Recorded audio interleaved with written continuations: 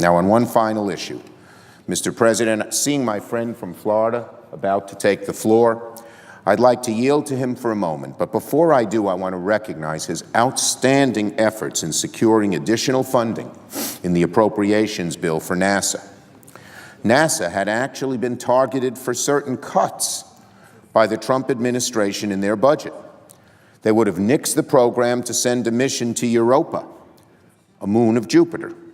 But thanks to the advocacy of Senator Nelson, NASA will get an overall increase of $368 million in the appropriations bill, enough to fund that mission. I know this issue is near and dear to Bill's heart. As a young congressman, he was second sitting member of Congress and the first member of the House to serve on a NASA mission aboard the Space Shuttle Columbia. He has a passion for and a deep knowledge of our space program. There's no one in the Senate who's done more for it than Bill Nelson. He's worked hard ever since he's gotten to the Senate, and he's had great success. Once again, he's had a success here today. His constituents in Florida and all Americans should be grateful that Bill is a real leader on both these issues, in our caucus and in the whole Senate. With that, I yield to my friend, the senator from Florida. Mr. President. Senator from Florida.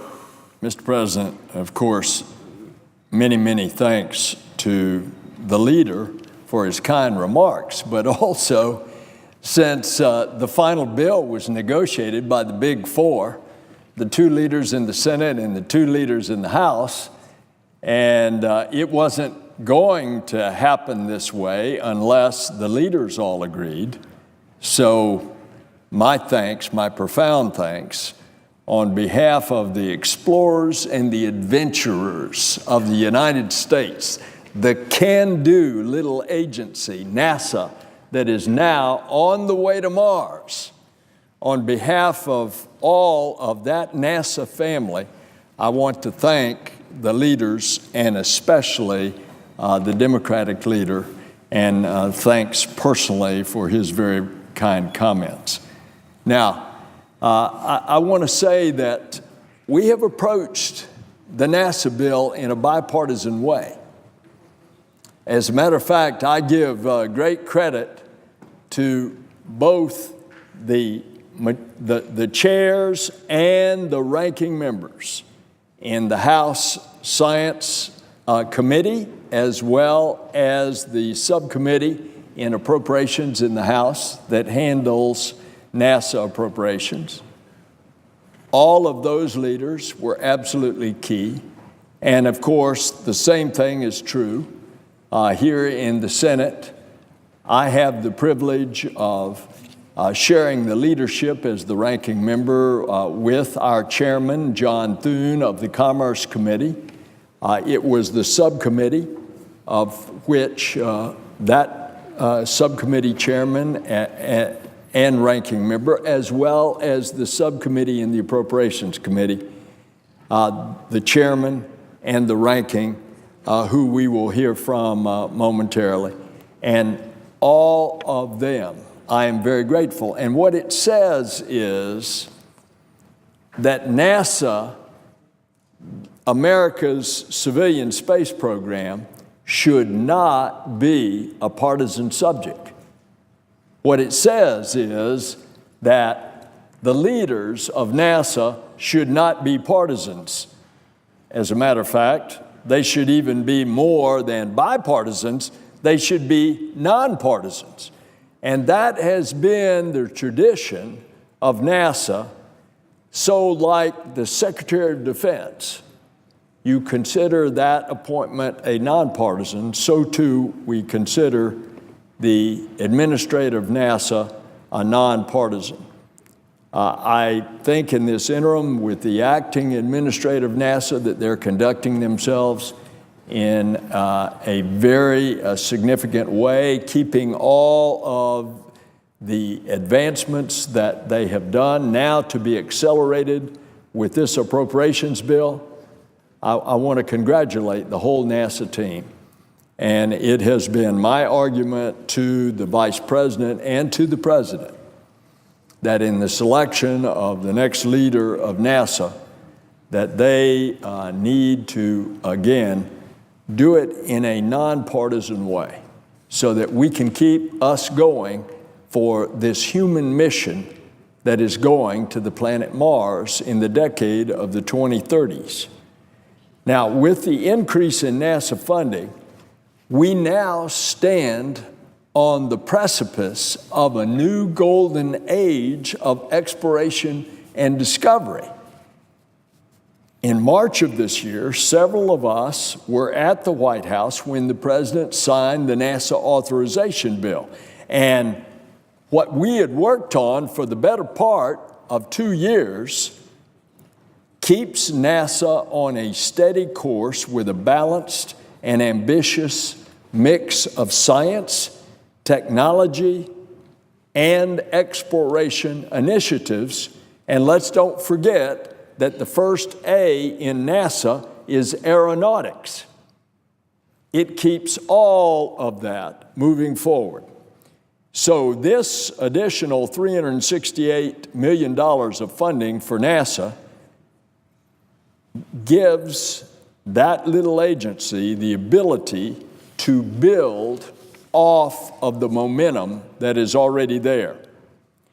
So, for example, one of the things in the White House, and I have commended him both privately and publicly, the Vice President, he is bringing about the reestablishment of the National Space Council.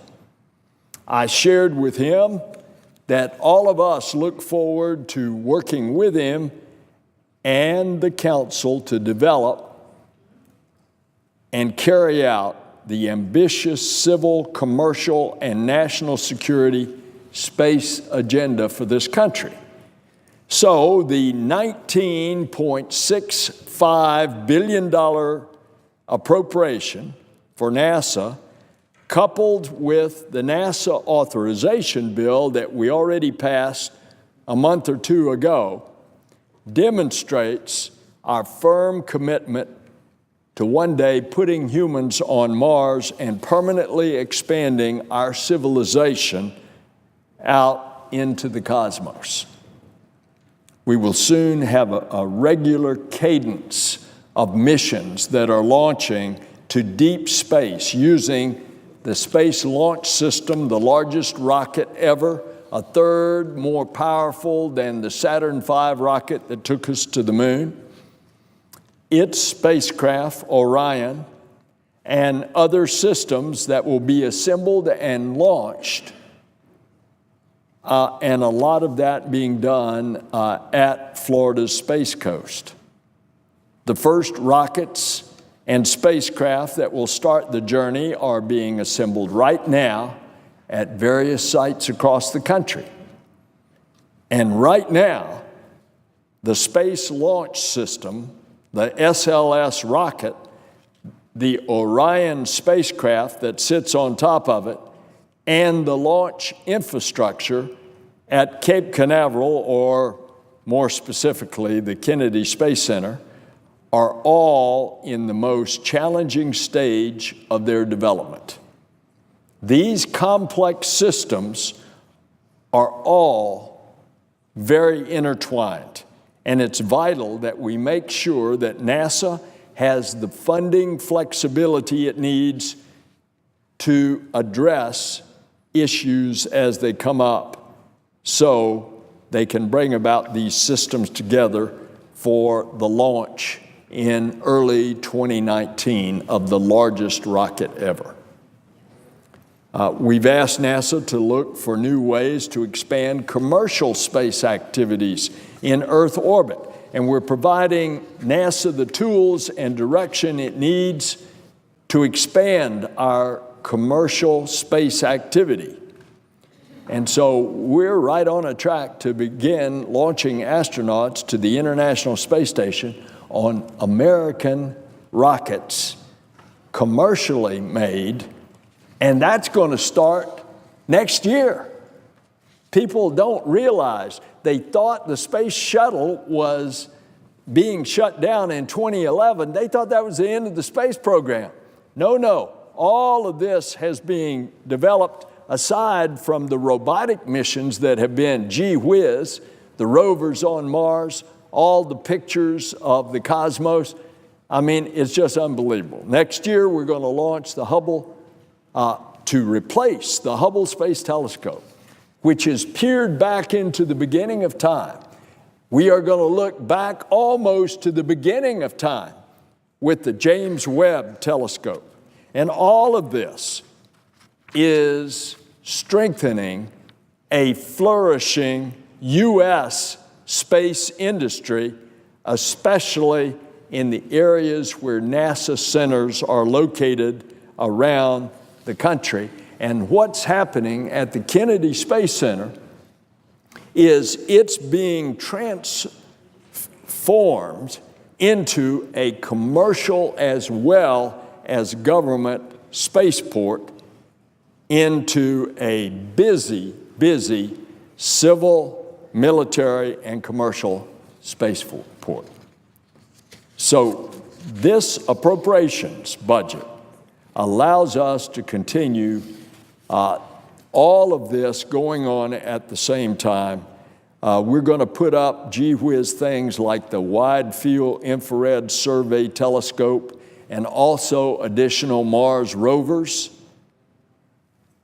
The rovers that are up there show that Mars at one point was warm and wet.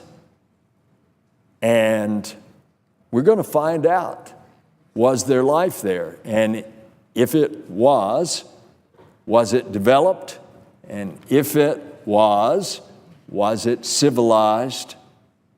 And if it was, what happened? These are lingering questions as we peer up into the night sky that we wonder. The funding included in this budget deal moves us ever closer to answering that burning question: are we alone in the universe?